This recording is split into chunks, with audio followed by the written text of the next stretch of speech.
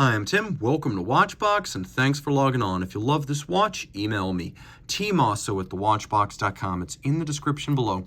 It is your purchase and pricing email question line for buying this or any watch you see on any Watchbox platform. Please reach out to me directly. Email tmosso at thewatchbox.com for pricing details.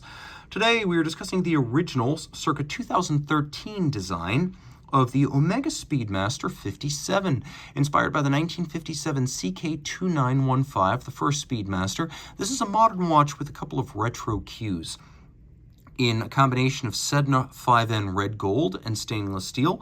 It is 41.5 millimeters in diameter, 16.1 millimeters thick from lug tip to lug tip.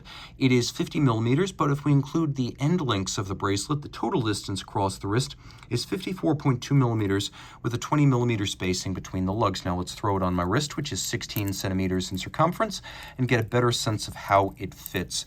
It's large. There's no getting around that. And I believe your wrist has to be at least my size to wear this on the bracelet. On a strap, it could be 15 centimeters. But on the bracelet, because it's very wide, I say you need a 16 centimeter circumference wrist to wear this watch.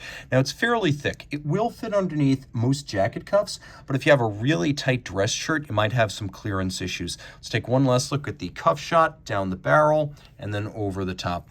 The bracelet's a nice piece, integrated with an end link that conforms to the case flank, so it's a more integrated, coherent look. And then you can see that there's a little bit of a taper. Center link's polished, shoulder link's satinated, outer face is polished. We have removable links here fixed by screws, and you can see that there's an intermediate size link on each side in case you are in between sizes. That allows you to fine tune. We have ceramic spring-loaded pin snaps in there, so over time, the steel cannot aggress against the pin snap. It will always have a snappy tolerance. It's a double fold twin trigger release for extra security. You have to press both of them, but it's a sequential close, so one side closes before the other. Sedna red gold is very similar to Rolex's Everrose and Panerai Oro Rosso, so 5N red gold, but then with high percentages of materials like platinum or palladium to prevent it from fading to rose or pink over time. We have a satin finished bezel top. The bezel's outer face is polished, a dramatically boxed and cambered sapphire designed to look like a vintage plexiglass from 1957. Pushers and crown in matching Sedna red gold. Alpha style hands on the dial, a vintage Q. We have applique rose gold indices and Omega marquee. It's a twin register designed for a vintage look and a clean dial, but note superimposed chronograph hour and minute hands over at 3 o'clock. So we have a 3 register chrono with only 2 counters on the dial. We'll do a loom shot. You'll get a good sense of this watch in the dark. And as you can see, it is well loomed, including the chronograph function. So that's nice to see. You can see the chronograph hour and the chronograph minute in the dark. Now the watch is 100 meters water resistant, so unlike, say, a moon watch and its 50 meter resistance, this actually is suitable for swimming. Taking a quick look at the dial, you can see that we've got a little function that allows me to set the hour hand independently. The watch is still keeping time. I can drive the date forward or backwards depending on which way I'm crossing the international date line. If I want to move everything in sync, then I pull the crown out.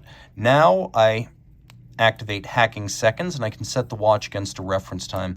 Now, the watch does include a vertical clutch, which means if I want, I can leave the chronograph running full time. Another advantage of the vertical clutch is that there's no play. So when I start the chronograph, there's zero skipping or jumping. It doesn't have that lateral clutch endemic feature. Also, you can hear and feel the action of the column wheel. You can also see it through a skeletonization in the case back on the reverse side. It's a traditional and very crisp way of building a chronograph. Bidirectional rotating mass with ceramic bearings, twin barrels, 60-hour power reserve.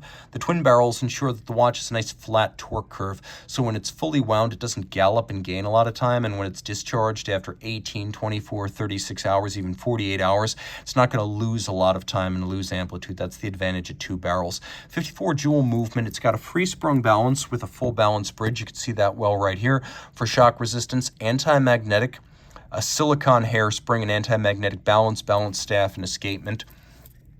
This watch is a co-axial chronometer, which means it is a COSC certified chronometer. And then it also has the tri-level version of the George Daniels tangential contact, dual impulse, direct and indirect impulse system, also known as the co-axial. It is a dual impulse, direct and indirect impulse tangential contact system. What does all that mean? Reduced friction, improved power reserve, improved chronometry, reduced maintenance needs. That's what all of that means.